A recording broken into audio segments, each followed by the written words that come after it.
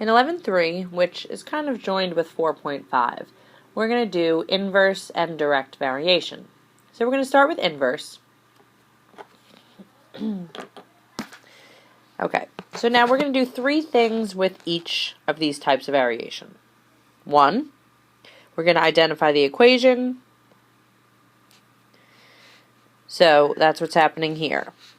When you see the word inverse, that means you're going to multiply x and y. So the formula is x times y equals some number. And we use k for that number. It stands for constant. Why we don't use c? Great question. I have no idea. So it's just x times y equals some number. So now they can move things around.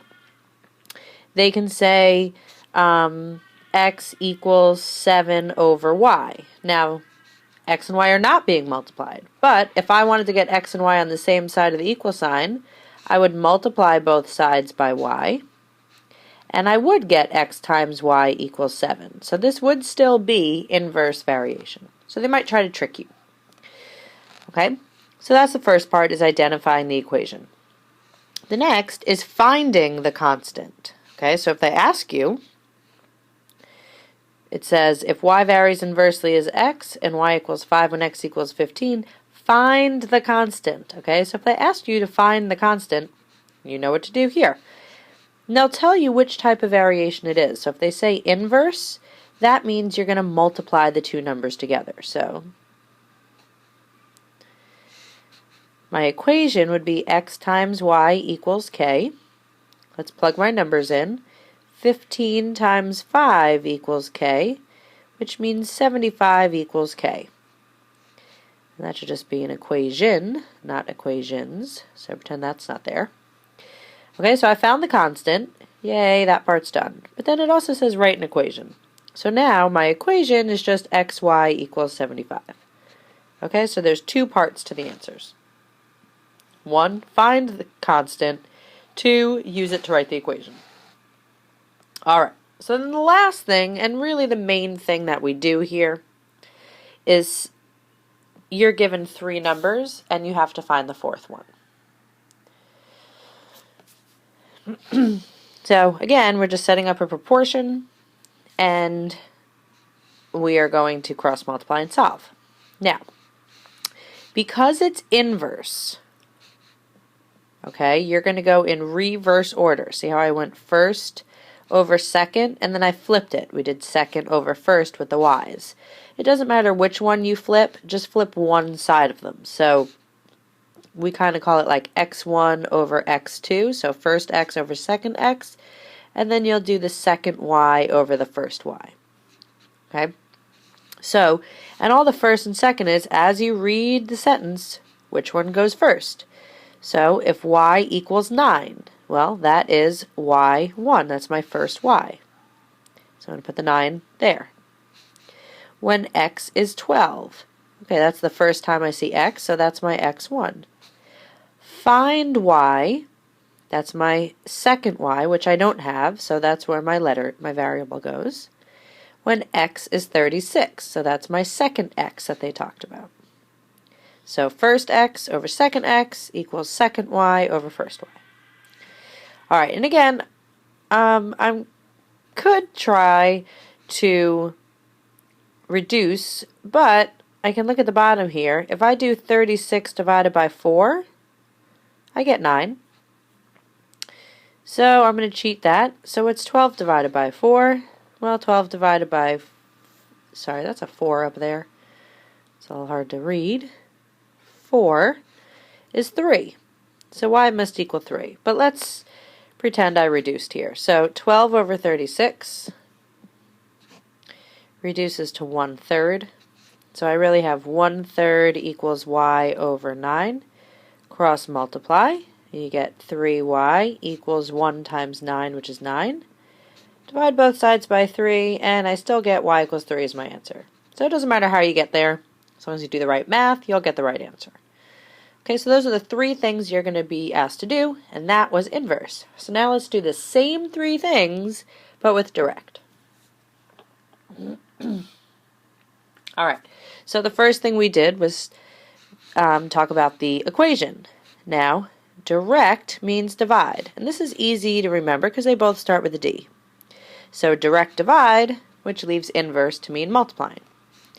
And it doesn't matter the order. You can either do y divided by x or you can do x divided by y.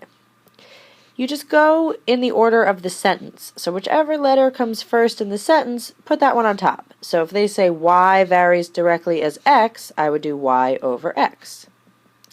And if they say x varies directly as y, I would say x over y. That's all. Okay, so now we have to find the constant of variation and write the equation. Just like we did for inverse, now we're going to do it for direct. Come on. Sorry, iPad's being a little slow right now.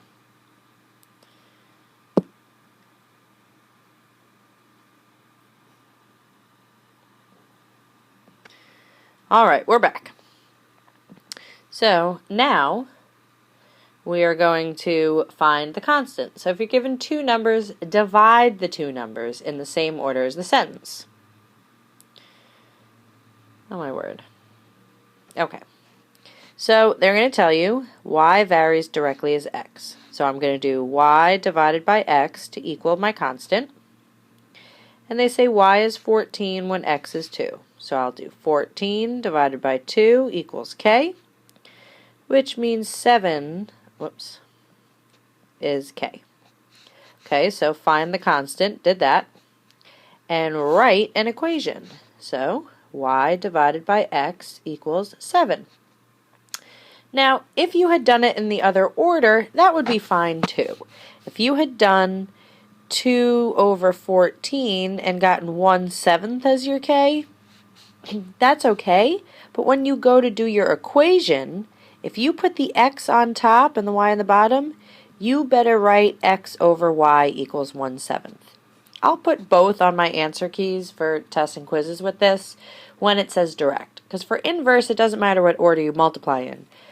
But direct, as long as your equation, how you set up your letters, matches the answer you got, I'll accept it. Okay, so for either one of these, I'll take either one. As long as you tell me the letter you ordered. If you just tell me 7 is your answer, I'm not going to give that to you because I want an equation for these. Alright, now let's do the last part, which they give you 3 numbers and you have to find the fourth. Now this time it's direct, so we're going to go in order with everything.